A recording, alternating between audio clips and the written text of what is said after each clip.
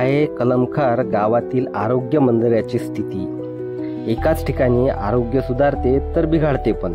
परिसरात ठिकठिकाणी मोठ्या प्रमाणात कचरा, सांडपाणी साठलेलं दिसून येते। या घाणीतून दुर्गंध तर डासांची पैदास मोठ्या प्रमाणात होत आहे।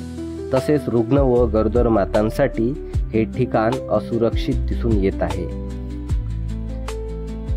स्थानिक अधिकारी डॉक्टरांची यामागे हलगर्जीपणा दिसत आहे। ज्या ठिकाणी शुद्धतेचं प्रतीक असावं तिथंच आरोग्य धोक्यात आलंय।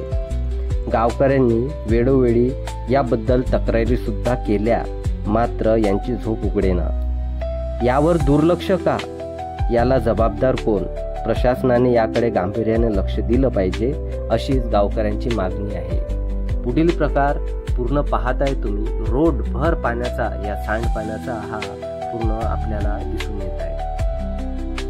याच्या बाजूला मोठ्या प्रमाणात कुठंच नाली नाही, नाली असली तर ते नाली बुजलेली। आरोग्य मंदिराच्या गेटच्या समोरच मोठ्या प्रमाणात सांडपाण्याचा आपल्याला हे दृश्य दिसून येत आहे।